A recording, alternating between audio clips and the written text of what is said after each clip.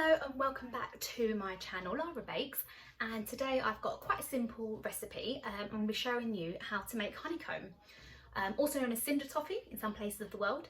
And yeah, so honeycomb is really simple to make. It's delicious. If you think of a crunchy bar, the golden stuff inside, delicious. And when you do make it, you can use it for loads of different things. You can sprinkle it on ice cream, you can put it on top of cakes, or dip it in chocolate and make your own crunchy bar. How satisfying would that be, making your own crunchy bar? It is yummy. Really easy. It's only 3 ingredients, so it's caster sugar, golden syrup and bicarbonate of soda. Obviously I'm going to show you as always how to do it, but basically what you're going to do is you're going to melt the caster sugar with the golden syrup so it gets that like nice deep amber colour similar to the caramel process, and then you're going to add the bicarbonate of soda to it, and then it froths it up. You pour it into a tin, leave it to cool, and there you have your amazing honeycomb. It's also a really good gift to give. So actually I've done that in the past for friends at Christmas. I've broken up bits of honeycomb, dipped them in chocolate, put them in like a little bag, and they're really nice thoughtful gifts. You're going to want a baking tin. So I've just got a square one lined already, so greased with butter, and then I've lined it. So when the mixture is ready, you're going to pour it straight into here and leave it to cool. Some people pour it onto like a silicone mat or like a flat baking tray, but I just like it gives a little bit of definition, makes it into like a square, and then it's easy to break it all up. Anyway, I'm going to show you the ingredients that you need. So in my pan, you're going to want a high pan for when it does froth up. I've got 200 grams of caster sugar. You're going to want 5 tablespoons of golden syrup. I've just got some in a can. And then you're going to want a couple of teaspoons of bicarbonate of soda. And here I've got ready is some hot water. So a nice tip is to dip your spoon in the hot water, then into the golden syrup, and it slides off a lot easier. If anyone's used it before, you'll know how sticky it is. Okay, so like I said, I'm going to show you how to do it, but we're basically going to make the mixture now. So got my sugar ready. I'm going to put it onto a medium heat, not too high, not too low. But before that, I am going to add the golden syrup before we put the heat on. Okay, so you're going to want 5 tablespoons, dipping it in the hot water so it slides off easier.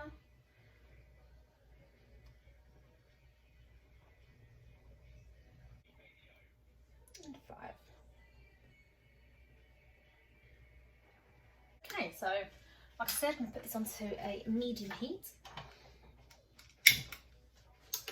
I'm going to use a spatula. Unlike the caramel where you don't want to stir it, with this stuff you can. I'm not going to stir it loads to begin with, just going to let the sugar melt. But then later on I can use it to make sure it's evenly melting.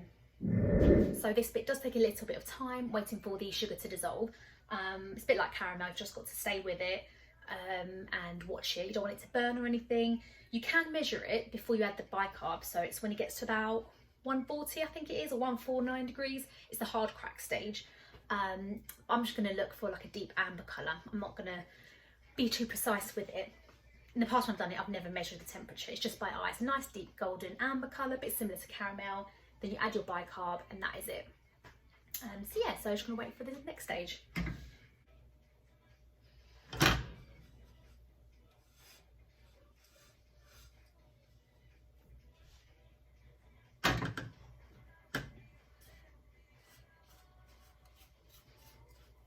I'm going to mix it all together.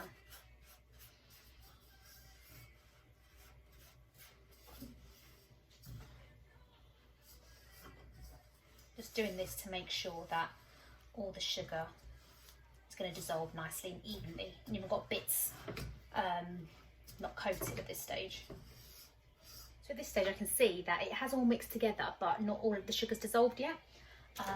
So every now and then I'm giving a little stir just to help it along. But you can tell the mixture is cloudy and you can see the sugar crystals in there. Just be patient with it, it will all dissolve, and then once it has dissolved you can put the heat higher and then let it bubble and get that nice deep colour that we're looking for.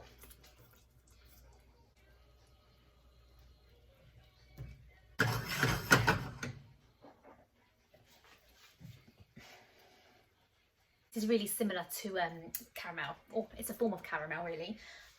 You want to be really careful because it's really hot, so you don't want to splat yourself. So be careful when you're stirring it, and especially when you're going to add the bicarbonate of soda, when it's going to foam up.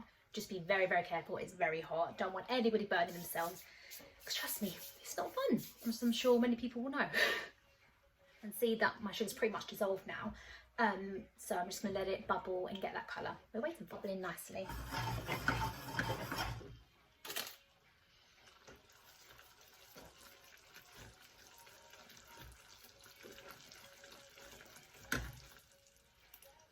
I will use a wooden spoon once I've added the bicarbonate of soda, just because it does foam up, and that was a little spatula.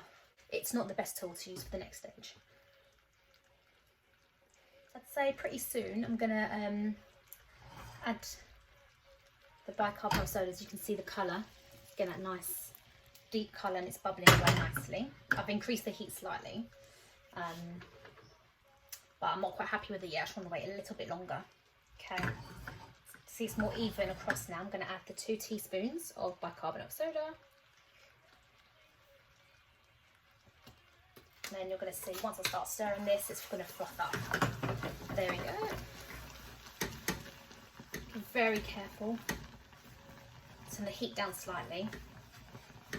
Just going to give this a nice stir before I pour it into my tea.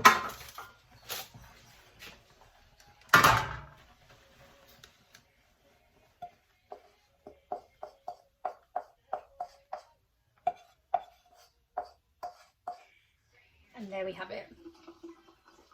So that stage happens really quickly. Once you add it, it really does foam up. So I'm just going to let this cool in the tin for about half an hour, maybe in half an hour. Just leave it at room temperature. So at the moment it's really foamy and frothy, and honeycomb isn't that consistency. So you want it to like cool and harden when you can then break it, dip it in chocolate. So yes, the next stage is just being patient, waiting for it. I've left it for about half an hour. Actually, it's been longer than that. And it's definitely ready. So I've taken it out of the tin. And to show you, before I break it up, this is the bit of honeycomb that's about as big as my head right now. But it smells so good. So once you've got it, you just start breaking it up. Oh!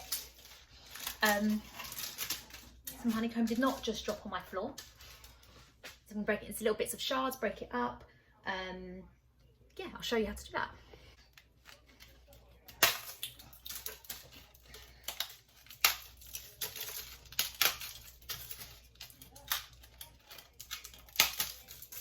So like I already mentioned, you can do so many things with this.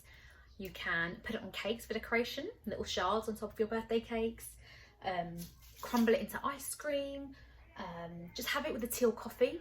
Like, I love nothing better than something sweet with a coffee or a tea, or dip it into chocolate. So just melt your favourite chocolate, whatever that is, milk chocolate, dark chocolate, dip it in, leave it to set, and it will be your very own crunchy bar. But I'm going to taste some of this now. Let's see what it's like. That is definitely one of my favourite things to eat. I can't help it, I need some more. I would dip this in chocolate, but I don't have any in my house right now. It's very surprising. I always have chocolate. Please give this a go. You will not regret making this.